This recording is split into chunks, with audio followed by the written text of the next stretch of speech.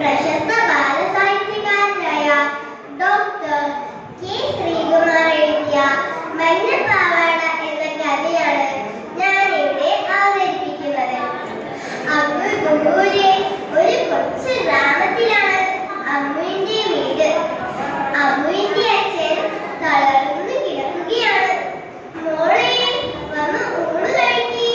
അമ്മ കെഞ്ചി പറഞ്ഞു. എനിക്ക് മഞ്ഞപ്പാവാട വേണം. അവൾ വാശി പിടിച്ചു.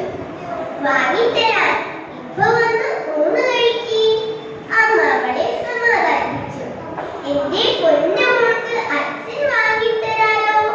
അച്ഛനും പറഞ്ഞു നോക്കി. എനിക്ക് പാവാട നാളെ തന്നെ വേണം, തരുവോ? അവൾ കരച്ചിലിന്റെ ശക്തി കുറച്ചു. അച്ഛൻ അമ്മയുടെ മുഖത്ത് നോക്കി. വാങ്ങിത്തരാം മോളെ, അച്ഛൻ്റെ അടുത്ത് കാശുണ്ടാവട്ടെ. അച്ഛന്റെ ശബ്ദം അല്പം ഇടറി. അവളെ ചേർത്ത് നിർത്തി നെറുകയിൽ തലോടിയപ്പോൾ അമ്മയുടെ കണ്ണു നനഞ്ഞു. നാളെ മോളുടെ പിറന്നാളല്ലേ, വന്ന് ഊണ് കഴിക്കി. പിറന്നാൾ തലേന്ന് വയറ് വിശന്ന് കിടക്കരുത്, അമ്മ വീണ്ടും പറഞ്ഞു. പിറന്നാളിന് എനിക്ക് മഞ്ഞപ്പാവാട ഇടണം.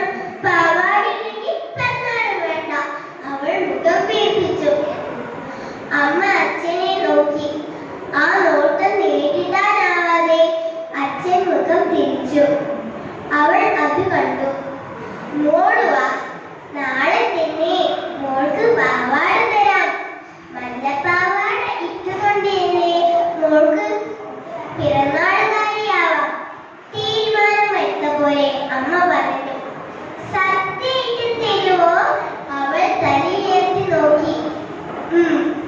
അമ്മയുടെ മുകളിൽ സംശയം തെല്ല് പോലും ഉണ്ടായില്ല. അവൾ മുഖം തുടച്ച് അടുക്കളയിലേക്ക് ഓടി. അവിടെ അമ്മ പിന്നാളത്തിൽ വിളമ്പി വെച്ച ചോറ് സ്വാദോടെ അകത്താക്കി. അച്ഛനും അമ്മയും അത് നോക്കി നിന്നു. ആ കാഴ്ച അവരെ ഏറെ സന്തോഷിപ്പിക്കാറുള്ളതാണ്. എന്നാലും എന്തോ ഭാവമാറ്റം അവർക്കുണ്ടായില്ല. കയറ്റുകട്ടിലിൽ കുറേ നേരം കിടന്നിട്ടും അവൾക്ക് ഉറക്കം വന്നില്ല. കണ്ണടച്ചാലും കണ്ണു തുറന്നാലും മുന്നിൽ മഞ്ഞപ്പാവാട മാത്രം. മഞ്ഞപ്പാവാടയിട്ട് ഗമയിൽ വിലസുന്നത് മനസ്സിൽ കണ്ട് അവൾ കണ്ണടച്ചു കിടന്നു. അച്ഛനും അമ്മയും ഉറങ്ങിയിട്ടില്ല. അവർ എന്തോ പതിഞ്ഞ സ്വരത്തിൽ സംസാരിക്കുന്നുണ്ട്. അവൾ കാതോർത്തു. അവരും തന്റെ മഞ്ഞപ്പാവാടയെ കുറിച്ചാണ് സംസാരിക്കുന്നത്. പാവാട വാങ്ങാൻ പണമില്ലാത്തതാണ് അച്ഛന്റെ വിഷമം.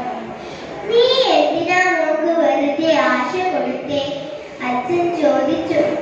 മോളുടെ വിഷമം കാണാൻ വയ്യാത്തോണ്ടാ, അമ്മയുടെ ശബ്ദം പതറി. ഇനി നാളെ അവളോട് എന്ത് പറയും? അച്ഛൻ ചോദിച്ചു. ഒന്നും പറയാതെ അമ്മ എഴുന്നേറ്റു. ജനൽപ്പടിയിൽ നിന്ന് മൺകുടുക്ക എടുത്തു.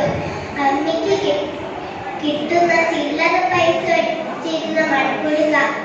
അവൾ ചോദിക്കാറുണ്ട്, ഇതെന്തിനാ ഈ പൈസയൊക്കെ? അതോ മോൾക്കൊരനിലുണ്ടാവുമ്പോ അരിഞ്ഞാലും വാങ്ങാനാ. അമ്മയുടെ മറുപടി ഇതാവും. നീ എന്ത് ചെയ്യാൻ പോവാ? അച്ഛനൊന്നും മനസ്സിലായില്ല. വേണ്ട, മോളെ വിഷമിപ്പിക്കേണ്ട. മോൾക്കുള്ള പാവാടയുടെ പൈസ എങ്കിലും ഉണ്ടാവും. അമ്മ കുടുക്ക നിലത്തുടയ്ക്കാനായി ഉയർത്തി. അത് അവൾക്ക് സഹിക്കാവുന്നതിനും അപ്പുറമായിരുന്നു അത്. അവൾ ചാടി എഴുന്നേറ്റ് അമ്മയുടെ കൈത്തണ്ടിൽ പിടിച്ച് പൊട്ടിക്കരഞ്ഞു.